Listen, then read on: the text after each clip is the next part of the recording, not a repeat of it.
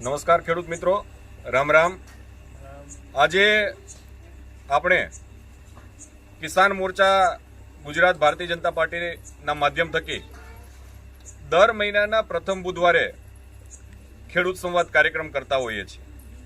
અલગ વિષયો હોય છે, અલગ પ્રગતિશીલ ખેડૂતોની મુલાકાત કરતા હોઈએ છીએ। ગુજરાત પ્રદેશ ભારતીય જનતા પાર્ટીના યશસ્વી અધ્યક્ષ આદરણીય CR પાટીલ સાહેબના નેતૃત્વમાં અને ગુજરાતના ખેડૂતોના ખેતર વચ્ચે જઈ ખેડૂતોની વાત સાંભળી અને વાત સરકાર સુધી પહોંચાડીને સમસ્યાઓના સમાધાનથી લઈ અને ખેડૂતોની પીઠ થાબડવા સુધીની વાત એ ગુજરાત કિસાન મોરચાના પ્રદેશના યશસ્વી અધ્યક્ષ હિતેશભાઈ પટેલના નેતૃત્વ હેઠળ થઈ રહ્યું છે। ત્યારે દર વખતે આ કાર્યક્રમ આપણે ફેસબુકના માધ્યમથી લાઈવ કાર્યક્રમ કરતા હોઈએ છીએ। ત્યારે જ્યારે આપ સૌ આ કાર્યક્રમને જોઈ રહ્યા છો, નિહાળી રહ્યા છો, ત્યારે આપ સૌને મારી વિનંતી છે કે આપ સૌ આ કાર્યક્રમને લાઈક કરજો, શેર કરજો। આજે નવા વિષય સાથે હું હિરેની રપરા આપ સૌની વચ્ચે આ વિષય લઈને આવ્યો છું। ત્યારે આજે આપણે છીએ ગુજરાતના એવા પછાત જિલ્લાની અંદર કે જ્યાં પાણીની તંગી છે। પાણીનું ટીપે ટીપું બચાવવા માટે આ દેશના પ્રધાનમંત્રી આદરણીય નરેન્દ્રભાઈ મોદી અને રાજ્યની સરકારના યશસ્વી મુખ્યમંત્રી ભૂપેન્દ્રભાઈ પટેલ જ્યારે પ્રયાસ કરી રહ્યા છે, ત્યારે આ બનાસકાંઠા જિલ્લાના ખેડૂતોએ એક એવી ક્રાંતિ કરી છે કે જેના હિસાબે આખા ગુજરાતને, ગુજરાતના ખેડૂતોને નવી દિશા મળી શકે એવો એમનો ભગીરથ પ્રયાસ થયો છે। ત્યારે આપણે એમના મોઢે જ આજે આ ખેડૂત સંવાદ દ્વારા વાત સાંભળવી છે અને ગુજરાતના જન જન સુધી આ જળ અભિયાનને જન અભિયાન બનાવવું છે। ત્યારે આપણે આવા પ્રગતિશીલ ખેડૂત સાથે વાત કરવી છે। ભાઈ નમસ્કાર, આપનો પરિચય આપજો। મારું નામ જાટ અણદાભાઈ, હું શેરપુરાનો વતની છું। હું લાખણી તાલુકાની સણિયાલીપુરા પ્રાથમિક શાળામાં પ્રાથમિક શિક્ષક છું અને સાથે વ્યવસાય ખેડૂત છું। એક ખેડૂતનો દીકરો, એ પણ શિક્ષક, સરકારી નોકરી કરતા કરતા એક ખેડૂતનો જીવ ખેતી માટે શું કરી શકે, પાણી માટે શું કરી શકે, એક આ શિક્ષક પાસેથી એ આપણે સમજવું છે અને જાણવું પણ છે। ભાઈ તમારી પાસે જમીન કેટલી છે? મારા જોડે 11 વીઘા જગ્યા છે। તમારી પાસે 11 વીઘા જમીન છે। જી। આ 11 વીઘાની અંદર તમે શેનું વાવેતર કરો છો? 11 વીઘામાં શિયાળામાં બટાકાનું વાવેતર કરીએ છીએ, ઉનાળામાં બાજરીનું વાવેતર અને ચોમાસામાં મગફળી અથવા ઘાસચારાનું વાવેતર કરીએ છીએ। તમે શિક્ષક છો, સરકાર તમને સારો પગાર આપતી હશે, પરિવારના બીજા લોકો ખેતીમાં કામ કરતા હશે। એક શિક્ષક તરીકે આરામની જિંદગી જીવવાનું બધાને મન થાય, પરંતુ તમે આ મહેનત કરીને પાણી રોકવા માટેનો પ્રયાસ આ તમારા ધ્યાનમાં ક્યાંથી આવ્યો અને કયા કારણોસર તમે આ પ્રયાસની શરૂઆત કરી? 2015 અને 2017માં બનાસકાંઠામાં પૂરની હોનારત આવી, જેના લીધે ઘણા બધા લોકોએ પોતાનો જીવ ગુમાવ્યો, ઘણી બધી જમીનનું ધોવાણ થયું, ઘણા બધા વૃક્ષો ધરાશાયી થયા અને અમુક ગામડાઓમાં પાણી ઘૂસી જતા સરકારને રેસ્ક્યુ ઓપરેશન ચલાવવું પડ્યું। તો એના પછી 2019માં પણ બનાસકાંઠામાં પૂર જેવી પરિસ્થિતિ હતી। તો મારા ખેતરમાં તો વર્ષોથી એક વિશાળ વળો વહેતો, તો 2021માં મને એવું થયું કે મારે આ પાણીનું કંઈક કરવું જોઈએ। અમારા વિસ્તારમાં પાણીનું તળ આજે 1200 ફૂટે પહોંચ્યા છે। તો મને વિચાર આવ્યો કે મારે આજે પાણીનો વોળો છે એને રોકવા માટે કંઈક કરવું જોઈએ। એવામાં આપણા દેશના માનનીય વડાપ્રધાન શ્રીમાન નરેન્દ્રભાઈ મોદી સાહેબના શબ્દો યાદ આવ્યા, ચાલો આત્મનિર્ભર બનીએ। એ અંતર્ગત મારી 10 વીઘા જગ્યામાંથી અડધા વીઘા કરતાં થોડીક વધારે જગ્યામાં એક ખેત તલાવડી બનાવવાનો વિચાર કર્યો। ખેત તલાવડીની જે વ્યાખ્યા હતી એ વ્યાખ્યાને આખી બદલી નાખવામાં આવી। 110 ફૂટ લાંબી, 110 ફૂટ પહોળી અને 25 ફૂટ સીધી ઊંડી એક ખેત તલાવડી બનાવી, જેમાં હું ખોદકામ કર્યા પછી પ્લાસ્ટિક, એના ઉપર લાલ ઈંટ, એના ઉપર પ્લાસ્ટર, ચણતર કરવામાં આવ્યું અને કુદરતની મહેરબાનીથી પહેલા જ વરસાદમાં એક ખેત તલાવડી ભરાઈ ગઈ। એના પછી એક ખેત તલાવડીથી મેં આખો વર્ષ 10 વીઘા શિયાળું અને 6 વીઘા ઉનાળું વાવેતર કર્યું। આ સફળતાથી પ્રેરાઈને મને થયું કે આ અભિયાન હવે મારા પૂરતો ન રહેતા જન અભિયાન બનવું જોઈએ। એના માટે પણ મને સારા એવા મિત્રો મળ્યા, જેમાં પ્રતાપભાઈ જાટ જે પોતે પણ જળ સંચયનું સુંદર કામ કરે છે, મુકેશભાઈ ચૌધરી જે પોતે 2022માં ખેત તલાવડી બનાવી અને જળ સંચયનું કામ કરે છે, અમારા દશરથભાઈ જે નેવાના પાણી મોભે ચડાવે છે એવી ફૂટવાળ સિસ્ટમથી બોર રિચાર્જનું કામ પોતે પણ કરે છે અને બીજાને પણ કરાવે છે. અને રમેશભાઈ ચૌધરી થેરવાડાના છે એ પણ જળસંચયનું કામ કરે છે. તો આ 5 મિત્રોની ટીમ સાથે અમારા યશસ્વી ધારાસભ્ય જે પહેલા નહોતા છતાં પણ અમારી ટીમમાં સાથે રહી અને પ્રવીણભાઈ માળી 6 જણની ટીમ દ્વારા અમે અમારા વિસ્તારમાં પાણી માટેનું અભિયાન ચાલુ કર્યું. આ નાની નાની મિટિંગો, લોકોના ઘરે જવાનું, એમને સમજાવવાનું, પાણીનો એમને મહત્વ સમજાવવાનું. એના પછી પહેલા જ વર્ષે અમને સફળતા રૂપે 200 ખેત તલાવડીઓ અમારા વિસ્તારમાં બની. ધીમે ધીમે આ જે અભિયાન છે આખા ગુજરાતમાં ફેલાણું. દક્ષિણ રાજસ્થાનમાં પણ ઘણી બધી ખેત તલાવડીઓ બની. આ વખતે આ ટીમની અભિયાનથી, ધારાસભ્યના પ્રયત્નોથી, કેસાજીના પ્રયત્નોથી અમારા વિસ્તારમાં 700 જેટલી ખેત તલાવડીઓ બની. એ સિવાય બધાએ લોકો ખેત તલાવડી બનાવી શકે એ શક્ય નથી. તો એના માટે બોર રિચાર્જ, કુવા રિચાર્જ માટેનું અભિયાન ચલાવ્યું કે પોતાના ખેતરનું પાણી બીજાના ખેતરમાં ન જવું જોઈએ એના માટે. તો આ વર્ષે લગભગ 5,000 જેટલા બોર રિચાર્જ થયા, જેમાં સરકારશ્રી દ્વારા મનરેગા યોજના અંતર્ગત 700 જેટલા બોર રિચાર્જને મંજૂરી આપી દેવામાં આવી. અહીંયા વિઠોદર ગામમાં 111 બોર રિચાર્જ સરકાર દ્વારા બનાવવામાં આવ્યા છે. બાજુમાં લક્ષ્મીપુરા ગામ છે, એ ગામમાં 80% કરતાં વધારે બોર રિચાર્જ થાય છે. એનો મતલબ એ કે કુદરત દ્વારા જે 100 લીટર વરસાદ થાય એમાંથી 80 લીટર વરસાદી પાણીને સીધું એ જમીનમાં ઉતારી અને ભૂગર્ભ જળમાં વધારો કરે છે અને પોતાના ખેતરમાં જે પાક પાણીના કારણે બળી જાય છે અને એમને જે વર્ષે 3-4 કોલમ મેળવી પડે છે એ હવે કોલમ મૂકવી પડતી નથી. એના કારણે પાણીમાં સ્થિરતા આવી છે. આજે તમે ખેત તલાવડીનું જન અભિયાન બનાવ્યું, એમાં આ વર્ષે 700 જેટલી આ વિસ્તારની અંદર ખેત તલાવડીઓ બની છે. એક ખેત તલાવડી પાછળ ખેડૂતને શ્રમ અથવા તો ખર્ચ કેટલો થતો હશે અને એમાં સરકારનો ફાળો પણ શું હોય છે? ગયા વર્ષે સરકાર દ્વારા બનાસકાંઠામાં પાયલોટ પ્રોજેક્ટ ચાલુ કરવામાં આવ્યો. ખેડૂતને ખોદવાનો ખર્ચો 2.5 થી 3.5 લાખ રૂપિયા સુધીનો આવે છે અને જો પોતાના ખર્ચે પ્લાસ્ટિક નાખવા જાય તો 3.5 થી 4 લાખ સુધીનો પ્લાસ્ટિક આવે છે. પણ ગયા વર્ષે સરકારના પાયલોટ પ્રોજેક્ટ અંતર્ગત 181 ખેત તલાવડીઓને પ્લાસ્ટિક આપવામાં આવ્યું. આ વખતે સરકારે ગુજરાતના 10 જિલ્લાઓ માટે પરમાનન્ટ પ્લાસ્ટિક 120 ફૂટ લાંબી, 120 ફૂટ પહોળી અને 22 ફૂટ ઊંડી ખેત તલાવડીનું પ્લાસ્ટિક આપવાની જાહેરાત કરવામાં આવી. એના પછી ઓનલાઈન પ્રક્રિયાઓ પણ પૂર્ણ કરવામાં આવી. એટલે કે 4 લાખ સુધીનો પ્લાસ્ટિક ગુજરાત સરકાર દ્વારા આપવામાં આવે છે. આ જે તમે ખેત તલાવડી બનાવશો, ખેડૂતો જે માપસાઈ તમે જે કીધી છે એ પ્રમાણે તમે ખેત તલાવડી બનાવશો તો એક ખેત તલાવડીની અંદર રાજ્ય સરકાર પ્લાસ્ટિક આપશે. જી. તો આ પ્લાસ્ટિકની કિંમત શું થશે? આ પ્લાસ્ટિકની અંદાજિત કિંમત 3.5 થી 4.5 લાખ રૂપિયા સુધીની થાય છે. આ જે 3.5 થી 4.5 લાખ રૂપિયા જે છે જી. એ સરકાર વિનામૂલ્યે આપશે કે એમાં તમારો કઈક લોકફાળો હશે? એમાં 120 ફૂટ લાંબી, 120 ફૂટ પહોળી અને 22 ફૂટ ઊંડી ખેત તલાવડી ખેડૂત બનાવે તો એટલા સુધી ખેડૂતે 1 પણ રૂપિયો ભરવાનો રહેતો નથી. એના કરતા જો ખેડૂતને મોટી બનાવી હોય તો આ માપ કરતા વધારાનો જે ખર્ચો થાય એ ખેડૂતે ભોગવવાનું હોય છે. તો આમ આ જે તમે માપ સાઈઝ આપી છે તો એમાં સરકાર કેટલો ખર્ચ, એટલે મદદ કેટલી કરશે ખેડૂતને? સરકાર દ્વારા કંપનીને ટેન્ડર આપી અને પ્લાસ્ટિકનું એને ટેન્ડર આપી દેવામાં આવશે. કંપની દ્વારા ખેડૂતના ઘરે આવી ખેત તલાવડી રિપેરિંગ કરવામાં આવે અને કંપની દ્વારા જ પ્લાસ્ટિક પાથરી દેવામાં આવે છે.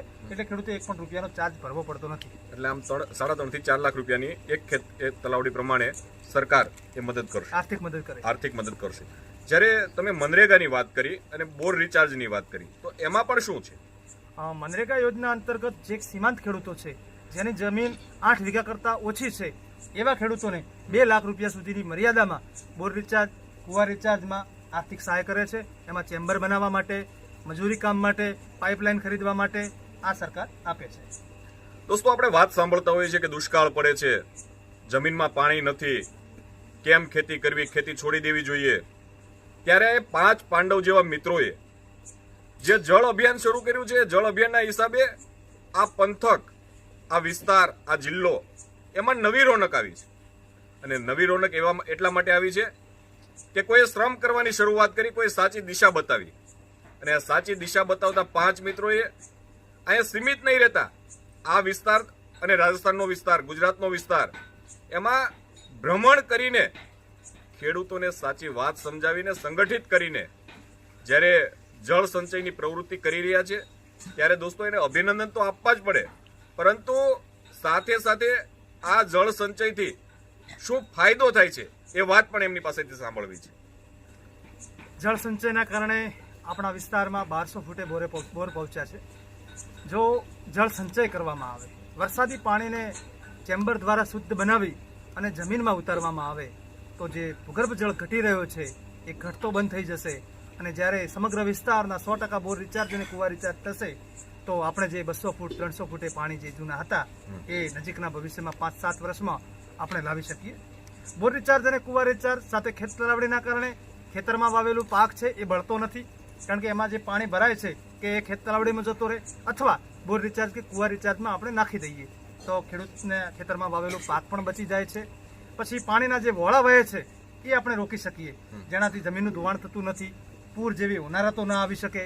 આપણે જે વૃક્ષો દર વર્ષે ઉછેરવાનું અભિયાન કરીએ છીએ તો એ વૃક્ષો આપણે ધરાશાયી થતા અટકાવી શકીએ અને 2 વર્ષ પહેલા એટલે 15-17ના પૂરમાં જે કુડા ગામ આખું પાણીમાં ડૂબી ગયું હતું, આવા ગામોને આપણે બચાવી શકીએ. એટલે સરકારને પણ આર્થિક જે બોજો આવે, સરકારને જે રેસ્ક્યુ કરવા પડે એ બોર રિચાર્જ, કુવા રિચાર્જ અને ખેત તલાવડીના કારણે એમાં પણ ઘટાડો આવે છે. આ તમે બોર રિચાર્જ કર્યા તો એના પરિણામો કેવા મળ્યા છે?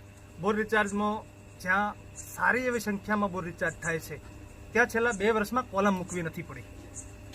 નહીતર જ્યાં રિચાર્જ નથી થતા કે જ્યાં લોકો જાણતા નથી ત્યાં દર વર્ષે 50 થી 60 ફૂટ એમને જમીનમાં ઉતરવું પડે છે આટલા સુધી. કારણ કે આપણે ઉપર વિસ્તારની વાત કરીએ, આ બાજુ વિઠોદર છે, ધાનેરાનો પટ્ટો છે, ત્યાં પાણીની ગંભીર સમસ્યા છે. તો એ વિસ્તારમાં પણ આ વખતે લોકોએ સારા એવા બોર રિચાર્જ કર્યા છે. એ પરિણામ સ્વરૂપે એમને જે ટેન્કરથી પાણી લાવવું પડતું એ આ વર્ષે લગભગ પાણી એમને લાવવું નહીં પડે. અને ખેતીની અંદર પણ ફાયદો થશે કે કેમ છે? સામૂહિક જ્યાં બોર રિચાર્જ થયા, લક્ષ્મીપુરા ગામની વાત કરીએ તો એ આ વર્ષે એમને એક પણ કોલમ નહીં મૂકવી પડે. ગયા વર્ષે પણ એમણે કોલમ મૂકી નથી, કારણ કે ગામમાં 80% બોર રિચાર્જ થાય છે. મારા ગામમાં પણ સારા એવા બોર રિચાર્જ થાય છે, પણ જે લક્ષ્મીપુરામાં થાય છે એટલા હજુ થતા નથી. જ્યારે 100% બોર રિચાર્જ થશે, 100% પાણીને જમીનમાં ઉતારવામાં આવશે, ત્યારે ખેડૂત જે પાણી 1200 ફૂટે પહોંચ્યો છે તો ધીમે ધીમે એને ઉપર આવશે. ખેતીની આવક પણ વધશે. જેને ઇલેક્ટ્રિક ખર્ચો એને 50-70ની મોટર ચલાવવી પડે છે એમાં પણ ઘટાડો આવશે અને સરળતાથી એને પાણી મળશે અને પાક પણ સારો થશે. હું આજે આ વિસ્તારની અંદર હતો, ઘણી જગ્યાએ જાણવા પણ મળ્યું છે કે આ ડીસા પંથકની અંદર આ વર્ષે મગફળીનું વાવેતર સારું થયું હતું અને ઉત્પાદન પણ સારું આવ્યું. આ વિષયની અંદર ગુજરાતના ખેડૂતોને જાણવું છે કે ગુજરાતના ખેડૂતોના મનની અંદર એવું છે કે બનાસકાંઠા એટલે સરહદી જિલ્લો, બનાસકાંઠા એટલે રેતાળ જિલ્લો, બનાસકાંઠા એટલે કાયમી પાણીની સમસ્યા ભોગવતો જિલ્લો.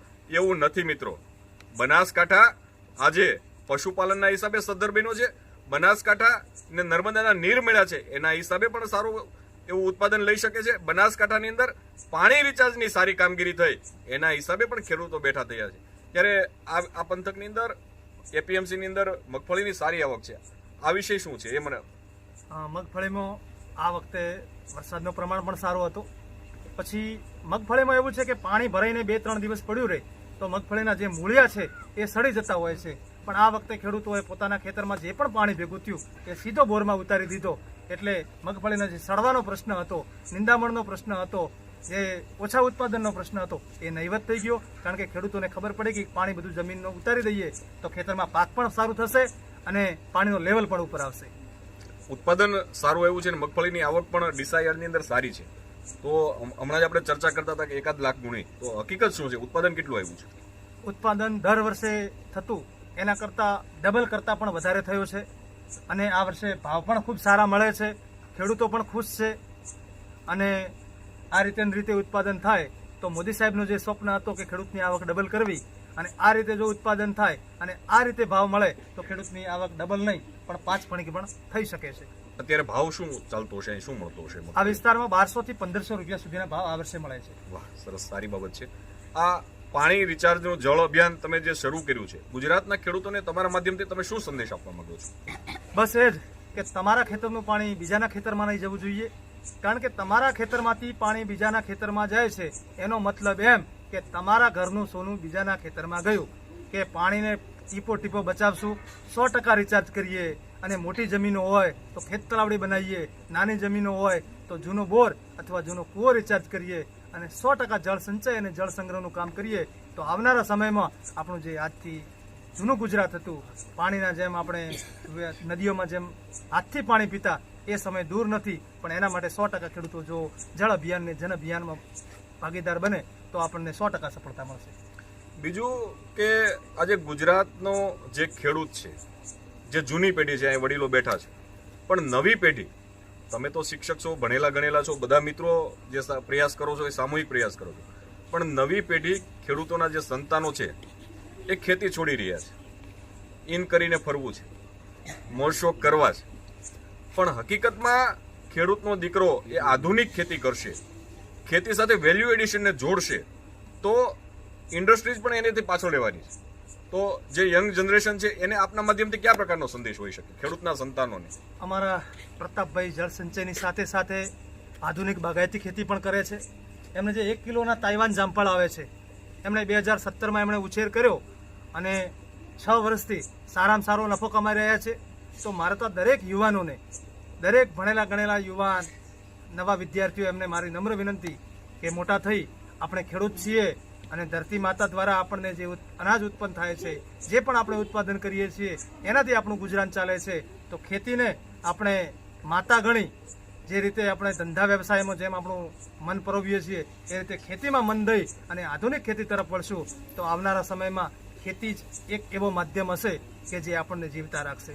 2020-21માં કોરોના આવ્યો ત્યારે બધાએ દોડીને ગામડાઓમાં આવ્યા. એના પહેલાં બધાને શહેરમાં જવું હતું, પણ આજે ધીમે ધીમે પરિવર્તન આવ્યું છે. લોકો ગામડા તરફ મોહિત થયા છે, ગામડામાં પોતાના ખેતરો ઘર બનાવતા થયા છે અને ખેતી કરવા લાગ્યા છે.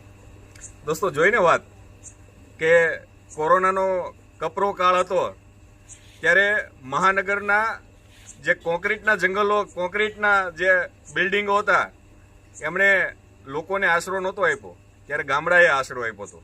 આ ગામડું ભૂલાય નહીં, આ ગામડું વિસરાય નહીં, આ ગામડું ભાંગે નહીં, એ માટે જેમનો ગામડાની અંદર જન્મ થયો છે, જેની જન્મભૂમિ ગામડું છે, તમે કદાચ કોઈ મોટા ઉદ્યોગપતિ બન્યા હોય, સુખી સંપન્ન હો, તો તમારા ગામડાની સામું જોજો.